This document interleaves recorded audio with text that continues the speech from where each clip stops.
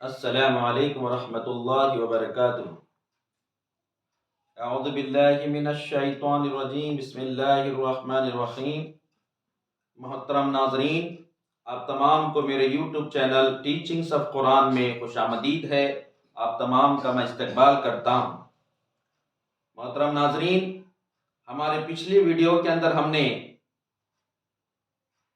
Teachings of قرآن کے اندر علم الصرف اور اس کے کچھ مثالیں آپ کے سامنے میں نے بیان کیا تھا۔ امید کرتا ہوں کہ آپ تمام کو وہ سارے الفاظ علم الصرف اور اس کی مثالیں سمجھ میں آئے ہوں گے۔ آج ہم علم الصرف کو جاری رکھیں گے۔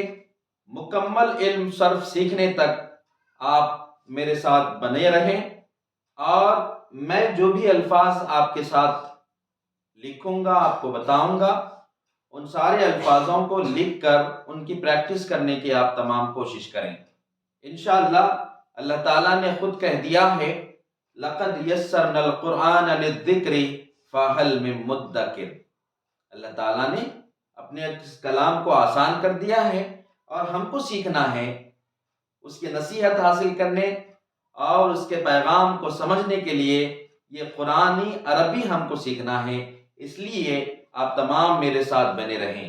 آج اس کلاس کے اندر ہم علم الصرف کی دوسرا پرناؤن کے بارے میں ہم ذکر کرنے والے ہیں، پرناؤن کے بارے میں سیکھنے والے ہیں۔ تو محترم ناظرین، آپ کو معلوم ہے پرناؤن کا مطلب ہوتا ہے اسم کی جگہ جو الفاظ پر ہوتے ہیں، استعمال کیے جاتے ہیں، ان کو ہم پرناؤن بولتے ہیں۔ ہم اردو میں اس کو ضمیر بولیں گے، اس کی جمع ہوگی ضمائر۔ تو ہم یہاں آپ کو ضمائر بتانے والے ہیں، پرناؤنس بتانے والے ہیں، اور یہ سارے الفاظوں کو آپ یاد کر لیں گے تو وہ آسانی ہوگی، اللہ کا کلام پڑھنے میں یہ سارے الفاظ استعمال میں آئیں گے۔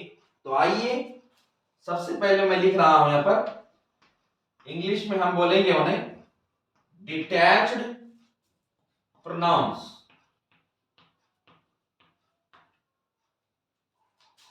اور اردو میں ہم بولیں گے اس کو ضمائر منفصلہ، ضمائر منفصل یا ضمائر منفصلہ بول کر کہیں گے۔ تو ضمائر منفصلہ کون سی ضمیر ہوتی ہے؟ میں نے بتایا ضمیر کا مطلب، پرناؤن کا مطلب اسم کی جگہ کوئی بھی نام ہو تو اس کی جگہ ہم جو لفظ استعمال کرتے ہیں اس کو پرناؤن بولتے ہیں۔ ہم اس کو ڈیٹیچڈ پرناؤن کیوں بولیں گے؟ اس لیے بولیں گے کسی لفظ کے ساتھ مل کر نہیں آتی ہے ضمیر، یہ ضمیر جو ہے الگ الگ آتی ہے، کسی لفظ کے ساتھ نہیں آتی۔ اس کو ہم دوسرا لفظ سیپریٹڈ پرناؤنس بھی بولیں گے، سپریٹ آئیں گے، یہ کسی سے مل کر نہیں آئیں گے۔ اس لیے محترم ناظرین، آپ ہیڈنگ میں لکھ لیجئے ضمائر منفصلہ، ڈیٹیچڈ پرناؤنس۔ جیسے کہ میں نے پچھلے ویڈیو میں آپ کو بتایا تھا کہ عربی زبان ایک ایسی ہے جس میں واحد جمع نہیں ہوتا ہے، واحد ایک، تثنیہ دو، دو سے زیادہ جمع ہوتا ہے۔ اور میں نے صیغہ کے متعلق بھی آپ کو میرے پچھلی ویڈیو کے اندر آپ کو بتایا تھا۔ آج بھی ہم ایک ٹیبل بنائیں گے، اس کے ذریعے سے ہم کو ضمائر منفصلہ جو الگ الگ آنے والی ضمیر ہے اس کے بارے میں ہم کو سیکھنا ہے۔ میں نے یہاں پر لکھا صیغہ، یہاں لکھیں گے واحد، یہاں لکھیں گے تثنیہ، مثنیٰ بھی کہتے ہیں اسے، اور یہاں لکھیں گے ہم جمع۔ اس طرح سے ٹیبل بنائیں گے، ہیڈر لکھیں گے ڈیٹیچڈ پروناؤنس، اور یہاں پر آپ لکھیں گے ضمائر منفصلہ، الگ الگ آنے والی یہ ضمیر ہوگی۔ اور یہ قرآن کے اندر بہت سارے الفاظ آپ کو پڑھنے میں ملیں گے۔ تو محترم ناظرین، میں جس طرح سے یہاں بتا رہا ہوں آپ لوگ لکھتے جائیے۔ صیغہ لکھیں گے اس طرف، صیغے سے مطلب ہوتا ہے کہ یہ مذکر ہے یا مؤنث ہے، یا غائب کی گردان ہے کہ حاضر کی ہے یا متکلم کی ہے۔ اس لیے ایک کے لیے ہم واحد بولیں گے، دو کے لیے ہم تثنیہ یا مثنیٰ بولیں گے، پھر دو سے زیادہ تین چار پانچ جو بھی آئیں گے اس کو ہم جمع بولیں گے۔ تو ہم یہاں پر لکھیں گے مذکر غائب،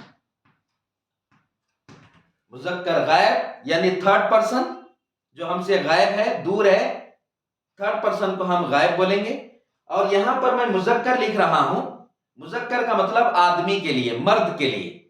یہاں لکھ رہا ہوں میں ہوا، وہ ایک، یہاں میں چھوٹی سی اردو کے اندر میں یہاں پر لکھوں گا وہ ایک مرد۔ اگر میں مرد نہیں بھی لکھوں تو آپ سمجھ جائیے، کیونکہ یہاں پر میں نے لکھ دیا ہے مذکر۔ یہ جو لفظ آئے گا آدمی کے لیے، مرد کے لیے آئے گا۔ تو ہوا میں یہاں پر لکھنا چھوڑ دے رہا ہوں، میں صرف لکھوں گا وہ ایک مرد، ہوا، ہما وہ دو، ہم وہ سب۔ تو یہاں پر دیکھیے گا ہی، ہوا، ہما وہ دو، ہم وہ سب۔ تو محترم ناظرین آپ نوٹ کرتے جائیے گا، مذکر غائب یعنی تھرڈ پرسن کے لیے لفظ بولا جا رہا ہے۔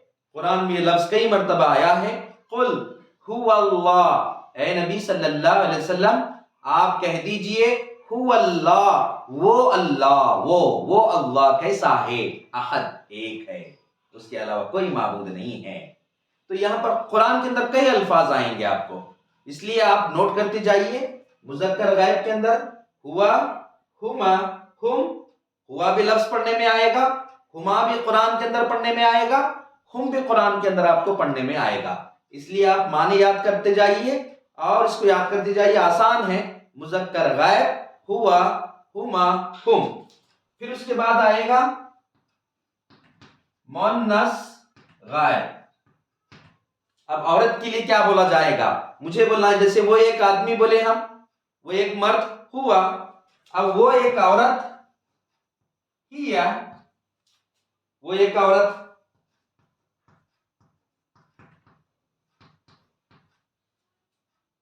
پھر تثنیہ سیم آئے گا، جس طرح سے مذکر میں آیا ہما، تثنیہ مؤنث میں بھی سیم آئے گا، ہما وہ دو عورتیں۔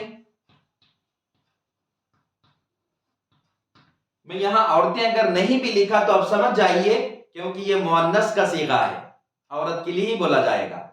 تو ہیا وہ ایک عورت، ہما وہ دو عورتیں، ہن وہ سب عورتیں، وہ سب عورتیں۔ دونوں غائب کی گردانیں ہو گئی، ہوا، ہما، ہم، ہیا، ہما، ہن۔ مذکر غائب، مؤنث غائب کے بعد کیا آئے گا؟ حاضر کے دو گردانے آئیں گے، مذکر حاضر، مؤنث حاضر۔ یہاں میں لکھ رہا ہوں مذکر حاضر۔ اب مذکر حاضر کا مطلب ہوتا ہے، غائب کا مطلب وہ جو سامنے والا وہ، حاضر کا مطلب تو جو میرے سامنے ہے، جس سے میں خطاب کر رہا ہوں، جس سے میں مخاطب ہوں۔ تو حاضر انت، تو ایک مرد بولیں گے، اگر نہیں بھی بولے تو حاضر کے پہلے میں نے مذکر لکھ دیا، مذکر حاضر، انت تو ایک، انتما انتما تم دو، انتم تم سب۔ محترم ناظرین آپ نوٹ کرتے جائیے گا، مذکر حاضر میں تو ایک، انت سمیع علیم، تو ہی خوب سننے والا ہے اور خوب جاننے والا ہے۔ آپ پڑھے ہیں قرآن میں، انت سمیع علیم، انت عزیز حکیم، تو ہی زبردست اور حکمت والا ہے۔ انت ایک کے لیے بولا جائے گا، انتما تم دونوں، انتم تم سب، اور یہ کس کے لیے ہے؟ مذکر کے لیے ہے۔ اور اس کے ساتھ کیا آئے گا؟ مؤنث حاضر۔ مؤنث حاضر، عورت کے لیے کیا بولیں گے؟ تھوڑا سا فرق ہے، یہاں انتا آئے گا تو یہاں پر لیڈیز کے لیے آئے گا، عورت کے لیے انتی، تو ایک عورت۔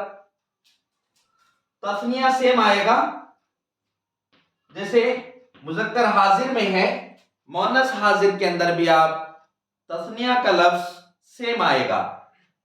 انتما، تو ایک عورت، انتی، تم دونوں عورتیں، انتما، تم سب عورتیں، انتن، تم سب عورتیں، انتن۔